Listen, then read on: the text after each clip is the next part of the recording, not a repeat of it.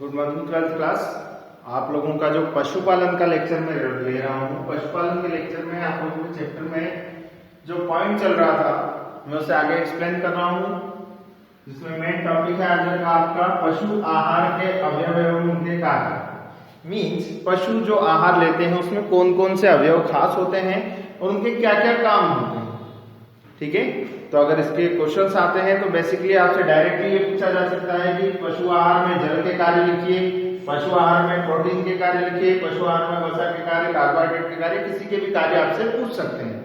ठीक है, तो आप लोगों को बेसिकली इनके कार्य याद करने की इनके क्या क्या कार्य हैं मैं आपको बता दूं कौन कौन से अवयव हैं जिनके क्वेश्चन बन सकते हैं आपके पेपर में। जल, प्रोटीन, कार्बोहाइड्रेट, वसा, खनिज लवण और विटामिन, इनमें से कोई भी पॉइंट आपको आ सकता है। ठीक, जिनमें से मैं कुछ अभी एक्सप्लेन कर रहा हूं। जैसे सबसे पहली बात करें जल की, तो पशु आहार में जल का क्या कार्य है। सबसे पहली बात हमें ये याद रखना है कि जो काम ये जल हमारे शरीर में करता है वही अधिकतर काम ये पशुओं के अंदर भी करेगा। ठीक है, यहाँ मैंने कुछ शॉर्ट पॉइंट लिखे हैं जिन्हें मैं आपको एक्सप्लेन करके इसकी एक कॉपी आपको आप जब मांगेंगे तो व्हाट्सएप पर भी शेयर कर दूंगा। इसके पॉइंट्स में लिखा हुआ स्टूडेंट, पहला पॉइंट है तापक्रम, मतलब पशुओं को जब उनके शरीर में आहार के साथ जल प्रदान करते हैं तो पशु आहार में जो जल है वो क्या करता है, शरीर के तापमान को नियंत्रित करता है। ठीक, सेकंड पॉइंट है पाचन। पाचन मीन्स जब आप शरीर में कुछ आहार लेते हैं तो पाचन की क्रिया को सरलतम बनाने का सबसे ज्यादा जो काम है कौन करता है, जल। यह आपके भोजन को विलायक के रूप में अपने अंदर घोल लेता है और पाचन की क्रिया में सहायता करता है। अगला पॉइंट है भोजन निगलना। जो भोजन हम निगल रहे हैं उसे रसीला बनाकर हम पशुओं के शरीर में, जो पॉइंट है हम बेसिकली अपनी बजाय हम किसके बारे में बात करेंगे, पशुओं के बारे में। तो भोजन निगलना जो पॉइंट है वो क्या बताता है कि जो जल है वो पशुओं के आहार को निगलने में मदद करता है ताकि वो आसानी से निगल सके और अपने शरीर के लिए शारीरिक वृद्धि में उसका उपयोग कर सके। नेक्स्ट है दूध उत्पादन या दुग्ध उत्पादन। दूध के उत्पादन में, दूध की बढ़ोतरी में भी जल का सबसे ज्यादा कार्य होता है, क्योंकि दूध में जो प्रतिशत मात्रा जल की भी पाई जाती है जिसके कारण वो तरल होता है। तो दुग्ध उत्पादन में जल का बहुत महत्व है। अगर जल की कमी होती है तो दूध के उत्पादन में भी कमी हो जाएगी। नेक्स्ट है प्रजनन।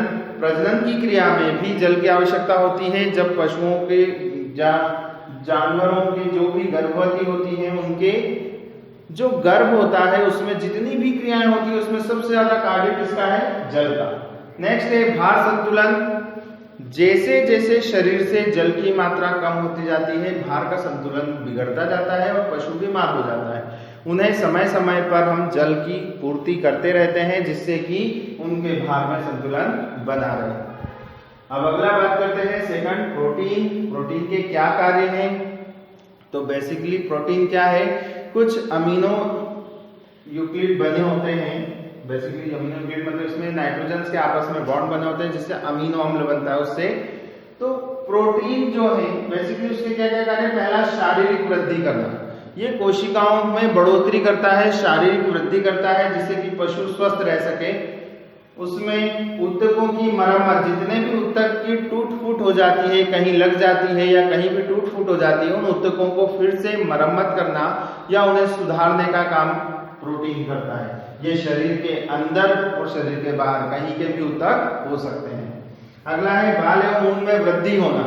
जितने ज्यादा प्रोटीन्स यूज होंगे वैसे वैसे पशुओं के बाल और ऊन में भी वृद्धि होती है। बाल और ऊन की क्या उत्पादकता है ये आप अच्छे से जानते हैं कि भेड़ और बकरियों से जो हमें बाल और ऊन मिलते हैं वो कितने कीमती होते हैं, तो उनकी बढ़ोतरी के लिए हम प्रोटीन का यूज करते हैं। अगला है पाचन। जो पॉइंट यहाँ था वही यहाँ पर भी है। जल उसमें पाचन की क्रिया में सहायता करता है लेकिन प्रोटीन उसे पचाने में मदद करता है। उसमें मेन सबसे ज्यादा काम प्रोटीन का ही होता है जो उसमें पचने पर उससे हमें ऊर्जा मिल पाए। ठीक है, अगला है मांस का निर्माण करना। लगभग 70% मांस का निर्माण प्रोटीन पर निर्भर करता है। जितना भी आप उसका निर्माण, उसमें मांस का निर्माण हो रहा है उसमें सबसे ज्यादा भाग किसके कारण है, प्रोटीन के कारण। ठीक, अगला है कार्बोहाइड्रेट। कार्बोहाइड्रेट क्या है, एक ऊर्जा का स्रोत होता है। जो भी आप भोजन करते हैं उससे ऊर्जा मिलती है। तो पशुओं में भी कार्बोहाइड्रेट जब दिया जाता है तो उससे क्या होगा, उनमें ऊर्जा की मात्रा बढ़ जाती है। इसमें कार्बन, हाइड्रोजन, ऑक्सीजन सभी मिले हुए होते हैं, सारे तत्व, जिनके कारण ऊर्जा मिलती है। ठीक, तो शरीर को शारीरिक ऊर्जा प्रदान करने का काम कौन करता है, कार्बोहाइड्रेट। अब CHO, कार्बन, हाइड्रोजन, ऑक्सीजन से ही क्या बनता है, ग्लूकोज, मतलब कि मिठाई। याद रखने का तरीका है, मिठास और चिकनाई किसमें बढ़ेगी, ये दूध में। ठीक है, जो पशु होते हैं उनके दूध में मिठास और चिकनाई जो आती है वो किसके कारण आ रही है, कार्बोहाइड्रेट के कारण। फिर अगली बात करेंगे, कार्बोहाइड्रेट के कारण तापमान का भी नियंत्रण होता है। जैसे जल के कारण पशुओं के शरीर का तापमान नियंत्रित होता है, उसी प्रकार कार्बोहाइड्रेट के कारण भी उसके तापमान में नियंत्रण होता है। अगला है जीवाणुओं में वृद्धि। भी कौन से जीवाणु हैं, पशुओं के शरीर में पाए जाने वाले जीवाणु जो उसकी शारीरिक वृद्धि या उसकी क्रियाओं में सहायता करते हों, ऐसे जीवाणुओं में भी वृद्धि कार्बोहाइड्रेट के कारण हो पाती है। इनकी कमी से ये जीवाणु मर भी सकते हैं।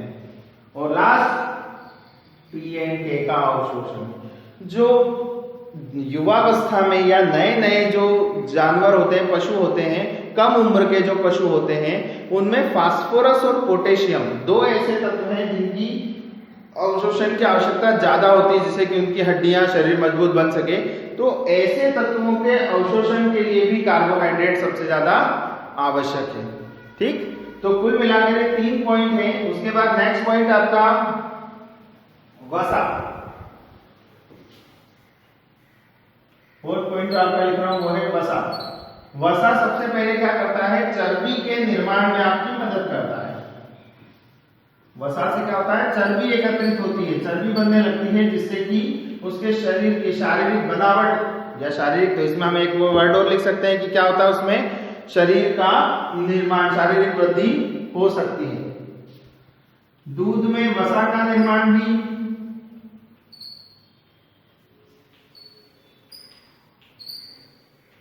ठीक है, मेन चीज चर्बी जो बन रही है शरीर में, उसके बाद दूध में जो वसा बनती है वो भी इसके कारण बन सकती है।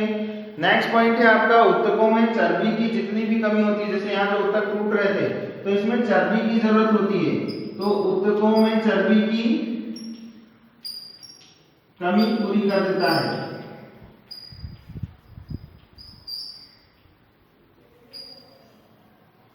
ऊतकों में चर्बी की कमी पूरी कर दी जाती है, किसके मदद से, वसा के मदद से। उसके बाद ये भी आपके पशुओं के शरीर का तापमान नियंत्रित करता है।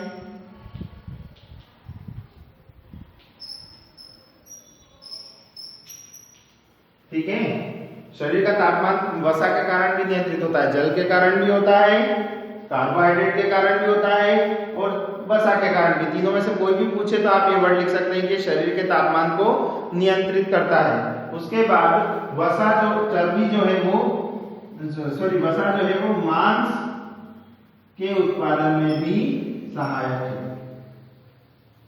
इसका मेन पॉइंट एक ये भी है कि मांस के उत्पादन में भी सहायक है, मतलब मांस बढ़ा देता है शरीर में, जिससे कि उत्पादन भी क्या हो जाए, बढ़ जाए।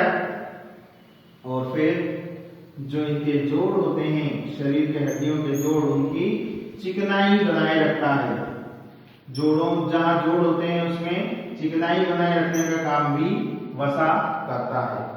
ये कुछ पॉइंट है, बाकी पॉइंट्स भी आपकी बुक में और भी दिए हैं। इनमें से मेन पॉइंट मैंने आपको यहाँ लिखे हैं, उन्हें समझाया है, और इन्हीं पॉइंट को मैं आपको एक बार कॉपी करके आपको सेंड कर दूंगा, तो आप उसे भी रीड करके लर्न कर सकते हैं, उसे आप कॉपी में नोट कर सकते हैं। ओके, तो 4 पॉइंट है। नेक्स्ट पॉइंट मैं आपको नेक्स्ट लेक्चर में एक्सप्लेन करूंगा, उसी के साथ अगला टॉपिक आपका स्टार्ट करूंगा। Thank you class.